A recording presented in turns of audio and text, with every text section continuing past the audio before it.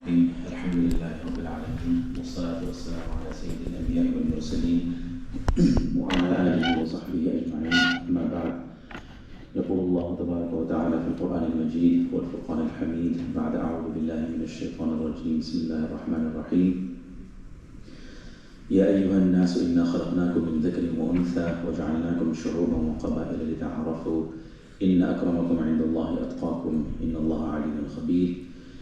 ويقول الله تبارك وتعالى يا أيها الناس اتقوا ربكم الذي خلقكم من نفس واحدة وخلق منها زوجها وبث منهما رجالا كثيرا ونساء واتقوا الله الذي تساءلون به والأرحام إن الله كان عليكم رقيبا. صدق الله العظيم. This is, mashallah, a very good occasion where we have young person or young persons getting married, a man and a woman, and their families are here in the house of Allah, where we are inaugurating this beautiful sunnah of the Prophet, peace be upon him. Few important things I want to share in relation to marriage in Islam. All of us are Muslims who are blessed to have this beautiful faith to be blessed with it. In Islam, few things that Allah subhanahu wa ta'ala has mentioned in the Quran. One is the nature of the universe. The way Allah has created this universe, everything in this universe is created in pairs. Everything. Except for Allah Himself. Otherwise, anything besides Allah, the Creator, all creation is in pairs. Meaning there's male or female, there's positive or negative, there's, one against the other. Not necessarily against the other, but there's a, counterpart to that. There's a verse in the Quran where Allah says, وَمِن كُلِّ شَيْءٍ خَلَقْنَا زَوْجَيْنِ لَعَلَّكُمْ تَذَكَّرُونَ. And from everything we have created pairs, so that you may reflect. There's a verse in Surah Yasin, if you know Surah Yasin, where Allah says, سبحان الذي خلق الأزواج كلها مما تنبت الأرض ومن أنفسهم ومما لا يعلمون. Glory is to Allah, all praise is to Allah, who has created pairs, complete pairs, in things that the earth grows, meaning plants, vegetation, fruits, مما تنبت ومن أنفسهم, and also from amongst yourselves, and also amongst things that you don't know. So there are pairs in everything. Honeybees, in pollen, in vegetation, even in atom, the most basic building block of the universe, atom, has protons and electrons, negative charge and a positive charge. It's only through this that the universe subsists and sustains itself and exists. But Allah transcends this, right? Only Allah is singular or unique. Now, the pairs are created so that they can come together, procreate, or sustain themselves. But the human relationship, when it comes to man and a woman, is unique and different than, let's say, animals and other things. Those things, the relationship in animals, you can say, is merely physical, but the human relationships are not just physical. They're founded in morality, they're founded in spiritual affinity, psycho-spiritual compatibility, and all of these things are, so the human relationship is a lot more, it's more deeper and substantive than any other relationship. And this phenomenon has been described in the Quran by a term that is used for a pact or an agreement that Allah had with His prophets. So think of Allah's pact or agreement with His prophets. It's solemn, sublime, and it's unbreakable. When Allah says, here's my pact with all of my prophets and messengers, He used the word mithaqan ghalidha. It's a very thick covenant. It's not a regular covenant. It's not a regular agreement. It's a very strong, binding, and divine and sublime agreement.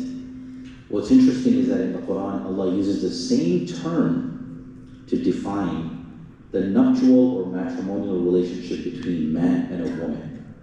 Meaning, this agreement that a man makes to a woman or a woman makes to a man, it's not a regular agreement. It's not a regular contract or common contract. It's so unique and it's so sublime that Allah, makes it similar to the agreement that He has with His prophets, where neither the prophets will ever break that agreement, nor will God or Allah Himself ever break that agreement. So both parties on each side are of highest caliber or of highest, character and integrity, and they're going to uphold that agreement. So in the Quran, Allah uses that word to define the relationship between husband and wife. So keep that in mind. This is a very, very serious, pact that people make as they enter into this relationship. The third thing that I want to mention is family life, or the relationship between husband and a wife, according to the Quran, is supposed to be founded on affection and mercy and compassion. People should not get married because, it's a cultural thing, it's because family thing, and then have acrimony, fighting, differences. Everybody's looking at everybody else's glass half empty instead of, half full. It should not be like that. Many marriages in our culture, in our society, in our communities, unfortunately suffer because they're not founded upon the right understanding, the right principles. The main principle on which the marriage needs to be founded on, according to the Quranic teaching, Allah says, وَمِنْ آيَاتِهِ أَنْ خَلَقَ لَكُم مِّنْ أَنفُسِكُمْ أَزْوَاجًا لِتَسْكُنُوا إِلَيْهَا وَجَعَلَ بَيْنَكُم مَّوَدَّةً وَرَحْمَةً. And one of the signs of Allah is that He created for you from yourselves, from your own kind, your pair. Now this is man for a woman and woman for a man. He doesn't say He created a woman for a man as a pair. Azwaj used for both men and women. So He created men and women for each other. And He said, then He made between the two of you mawadda. Mawadda means love.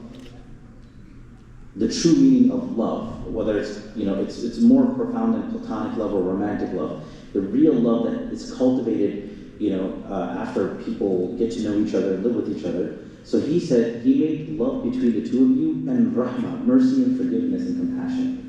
So remember that the divine will in this relationship is that it should be founded upon mercy, compassion, and love. It's very important. And the reason why this is important is because the family foundation is what allows, the family foundation is critical before the kids come in. When the kids come in, they have to be raised, nurtured, and Allah says in the Quran that وَاللَّهُ الَّذِي جَعَلَ لَكُم مِّنْ أَنفُسِكُمْ أَزْوَاجًا وَجَعَلَ مِنْ أَزْوَاجِكُمْ بَنِينَ وَحَفَدًا. He created for you your spouses, and from your spouses He created for you children, and then He also created for you grandchildren. Now think about it. When are you going to have grandchildren? The only way you can have grandchildren is if the children are properly raised in a family foundation, where they cherish the family, where they appreciate the family, and where they value the family. Then they will grow up to say, I also want to get married and have a family and have kids. So Allah's will from this union is that He wants you to have children and grandchildren. He specifically uses the word banina wa hafada. Hafada are grandchildren. So you can imagine, how this, this sunnah or this family, principles will sustain or perpetuate. It's only when it's based on love and affection. And then lastly, I would say, or maybe a couple more points, is that it is only through the family, union that a man basically actualizes his ultimate potential. And similarly, a woman actualizes her potential. If you are single, you don't know what it's like to be a wife and a mother, or a husband or a father. And not just that, but to be a son-in-law, daughter-in-law, or to have in-law relationship. You don't really experience that. And the actualization of the human potential is through having a family, where you're independent, you're responsible, you have a sense of commitment, and you're living through that commitment. All of these qualities nurture and mature only through that union, which is very opposite to what we see today. Today, nobody wants to get married. There's no intrepidity in people's character. There's no sense of commitment. There are a lot of issues, right? And people are basically overgrown children. Adults are basically overgrown children. And when some challenges come, difficulties come, they don't know how to endure it or how to overcome it or how to deal with it. It's because we have overlooked the fundamentals of marriage and its importance in our society.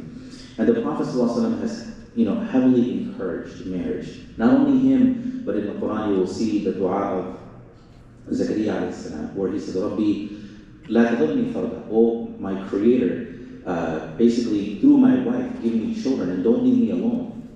Don't leave me with no children to inherit my legacy. And he's not talking about his wealth, he's talking about his prophethood, his legacy of being a prophet. Ibrahim alayhi salam makes the same dua, Rabbi, habli min as-salihin, oh Allah, through my wife, give me pious children, because he was old and he had no children. And then it was only after he made the dua, Allah gave him Ishaq and Ismail and Ishaq. And in the Quran, Allah also mentions one of the qualities of the pious servants, or ibad.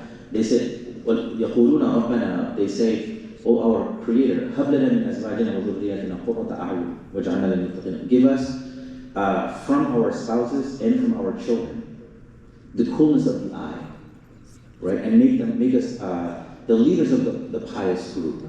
These are the du'as of the pious people that Allah mentioned in the Quran. So marriage is very important. The value of marriage needs to be understood. And that's why we're gathered here. Inshallah, I'll go over the technicalities or the legal steps to conduct the marriage, and then we'll make a quick dua. So there are three prerequisites or technical things that we have to do to make the marriage right, at least in Islamic law. One is we have to know the husband and the wife, or to be the husband and wife, clearly their names. That's given, we already have that. Two, there has to be proper proposal and acceptance. Who does it, the proposal and who accepts it doesn't really matter, but there has to be proposal and acceptance. The third is there has to be mahar.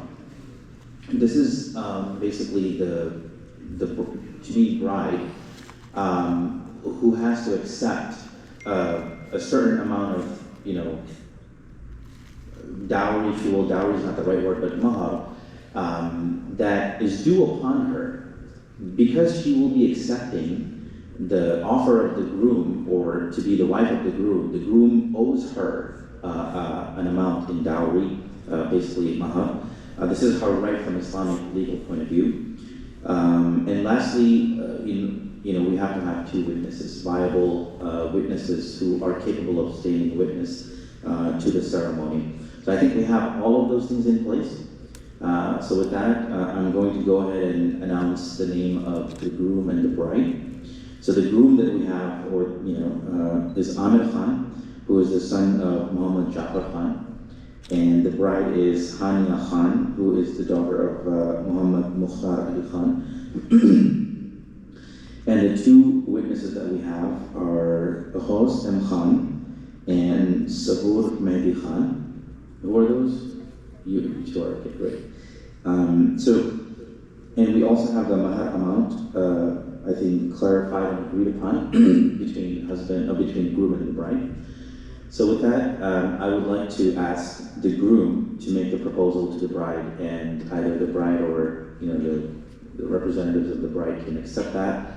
The one thing I would caution is, when it comes to accepting, in Islamic law, the jurists are very particular about, you have to say it in the past tense. You have to say, I accept it instead of I accept, because I accept could mean now or in the future, whereas I accept it means it seals the deal, it's done, the pact is it's consummated, or it's complete. So it's important to whoever does the acceptance that they do it in the past tense.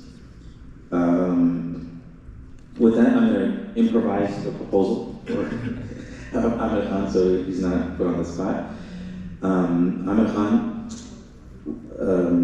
your proposal would be, I, Amir Khan, the son of Muhammad Jafar Khan, like to propose to marry Hania Khan, the daughter of Muhammad Mukhtar Ali Khan, for a dowry amount that's been agreed upon. If you want to declare that, that's fine, between us. And then you say, Hania Khan, would you accept my proposal to be your husband? I don't know if you can remember all of that. We'll go through. That was long. That was long. We'll go through in steps. I, Amir Khan, the son of Muhammad Jafar Khan, like to propose. Yeah. I, Amir Khan, the son of Muhammad Jafar Khan, would like to propose to Hania Khan to accept me as her husband. Well, Hania Khan, did you also say Muhammad? The daughter of Muhammad Mukhtar Ali Khan, To accept me as her husband, to accept me as her husband, and with the agreement of the dowry amount that is with the agreement of the dowry amount that was proposed, proposed to my head, in the presence of two witnesses, Los M. Khan in the presence of two witnesses, Qasem Khan and Sabur Mehdi Khan. and Sabur Mehdi Khan. Do you, Hania Khan, accept my proposal? Do you, Hania Khan, accept my proposal? So I heard yes. You might want to just say.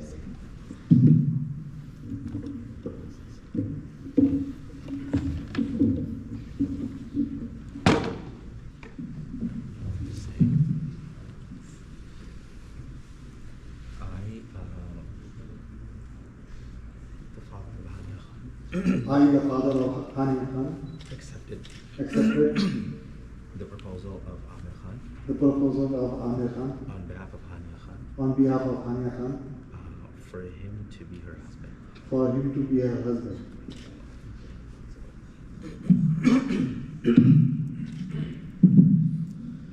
So, Mabruk to both of you.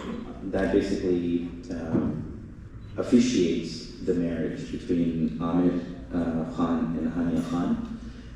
And as someone who is authorized to officiate this, I will Islamically declare Amir Khan, the son of Muhammad Jafar Khan, to be the husband of Hania Khan, who is the daughter of Muhammad Mukhtar Ali Khan, and Hania Khan, the daughter of Mukhtar Ali Khan, to be legal wife of Amir Khan.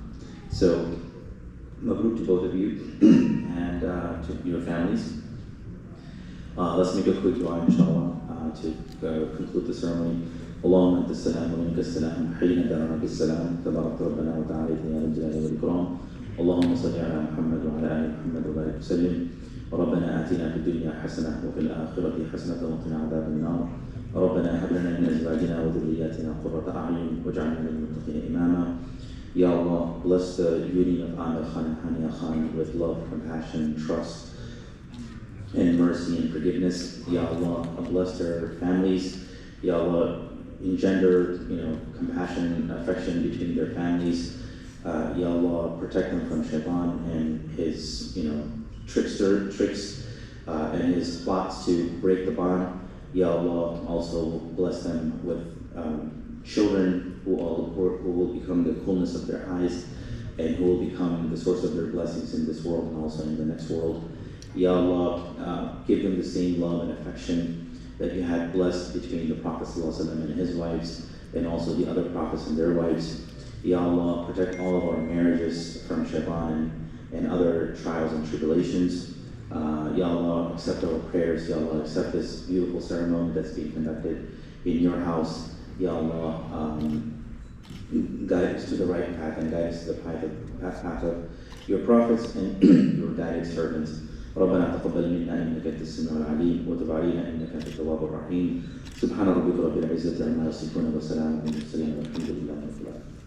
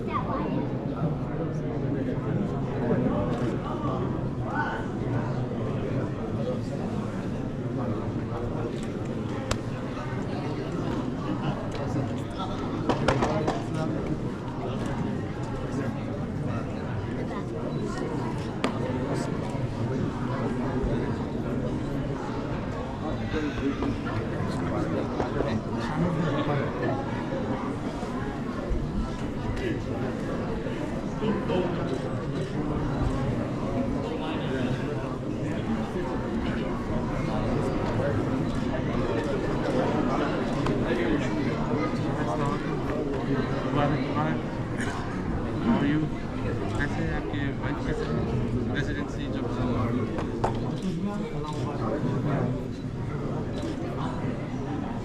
खैरियत से काम आप?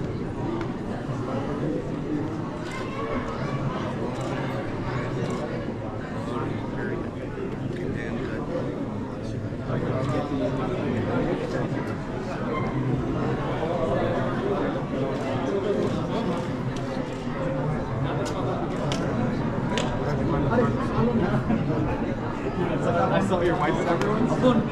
एक साल हो गया.